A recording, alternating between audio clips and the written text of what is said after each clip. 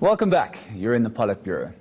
The upcoming May 8 elections will be contested by 56 political parties nationally. But making it into Parliament requires at a minimum 50,000 votes, of course depending on the voter turnout. In 2014, only 13 parties out of the 33 that had contested elections made it into the National Assembly. So what power do smaller parties even have when they do make it into the governance seat of power? We'll have this discussion with UDM's Treasurer, Thando Nontenja, Advocate Anton from the Freedom Front Plus, and our political analyst for this segment is Professor Ivor Sarakinsky from the Wits School of Governance. Thank you very much for giving us some of your Sunday panelists. Maybe let me start with you, Professor. Why has the South African system conceived it in such a way to allow smaller parties? Like I mentioned in the promo, a lot of established democracies, some of the oldest in the world, have no more than 3 parties, very often 2. The Constitution describes South Africa as a multi-party democracy, and multi means more than 2, as many as possible, and it encourages as many parties that have support to contest and compete. And I think the idea there is that it's in a diverse, complex society, 2 parties or 1 party can't represent all the issues and all the interests and all the priorities that people have. And the more people that are represented in Parliament through diverse parties, the better the debate, the final policy, the final legislation will be more inclusive of the diversity of this rainbow nation.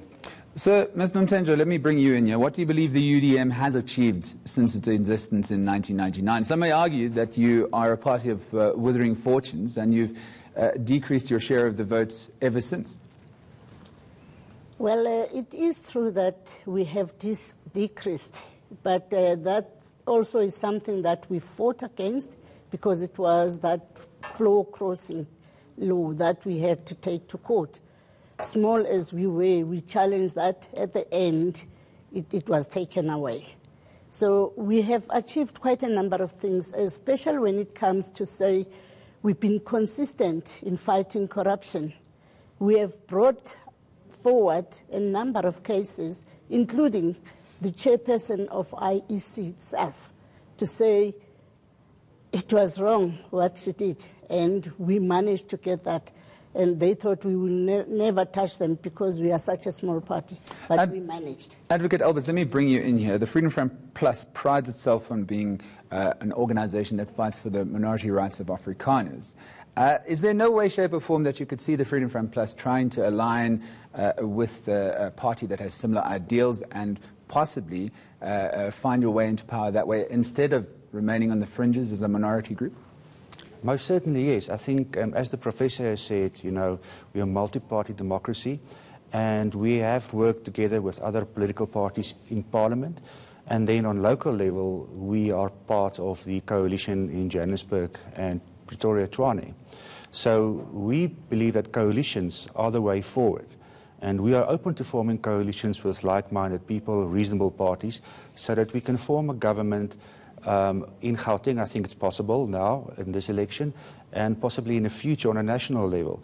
And then if we form a coalition government, we will respect that. And actually, it's one of the best government forms in South Africa, considering our diverse people that we have.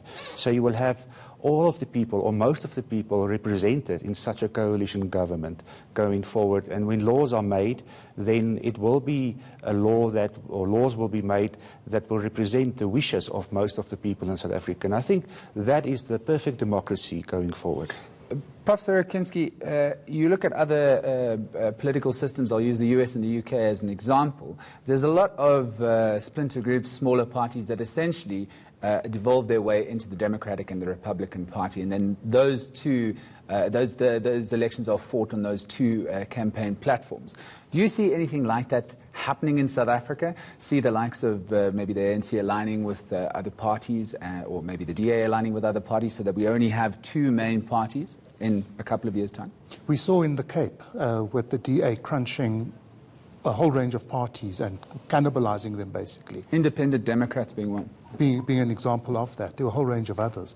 And that's unfortunate because it reduces the diversity, and it prevents and undermines niche interest groups that just because they're minorities doesn't mean that they have no say and influence.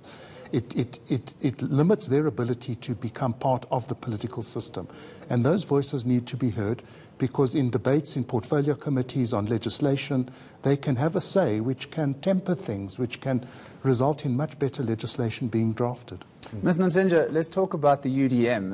The argument when the discussion comes to a lot of smaller parties is that they remain truly regional. The IFP stronghold within KZN, Freedom Front Plus enjoys popular support in places like Potchefstroom. And the UDM, your voter base still strongly remains in the former homeland of the Transkei. Well, while we can say the stronghold is the Eastern Cape, but the UDM is a national organization. In, I think it was 2004, where we were the opposition in Limpopo. So we are right through the country, and the growth that we are showing at the moment, you can see, yesterday we were in KZN. We were making inroads big time in KZN.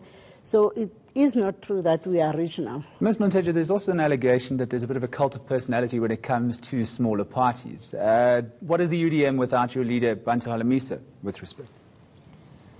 Well, I don't think it is true. I think Bantu Holomisa is our leader because we want him to be our leader. It is up to the organization, and there are people who are led by even older people than Bantu Holomisa. I would cite the IFP as one of them.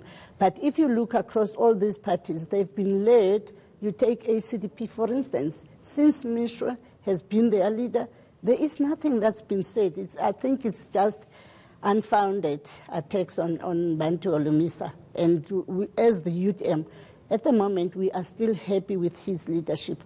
And we believe that there is life beyond that, should anything happen to him. Let's talk about the Freedom Front Plus's campaign, Slantig, Fight Back. I mean, we saw that in 1999 when Tony Liam was the leader of the Democratic Party. The argument is that surely from the very outset, the Freedom Front Plus is positioning itself as out of the system, fighting back against what's happened since 1994, and as such will forever remain outside the traditional playground of politics in South Africa. That's not the idea. The fight back is against the ANC and the abuses and looting within the ANC government, and that the ANC must be replaced. So it's actually a call to the public to say, go with your vote and kick the ANC out. Give the other parties an opportunity, including the smaller parties. And polls show that the smaller parties should be growing in this election. We hope that's the case. And then we can form coalition governments going forward. So it's definitely not a fight against the system. Otherwise, we wouldn't be here. Then we would not be voting at all. We won't be a party at all. So it's definitely a way of saying, let's fix the system. But we are all tired. We're all tired of the looting. We see this every single day, how tax money has disappeared. There's some economists that say that if the money had stayed in the system and it was used as it was supposed to be used, we would have halved unemployment in South Africa by now. So we are saying that everybody should have an opportunity in this country to get out of poverty, should have an opportunity to climb the ladder, but we can't have that while the ANC is in power. We're unfortunately running out of time, so Professor Sarakinsky, I'll give you a chance to wrap this up. The willing out of smaller parties is seen as a bit of a trend that started in 2009 with a lot of traditional parties that have been there even as early since 1994, scoring around about 1% and no more of the vote. Are we going to see that trend continuing in this election and possibly in the next election, 2024 or 2029? We're not going to see these smaller parties anymore? Hopefully we will see them.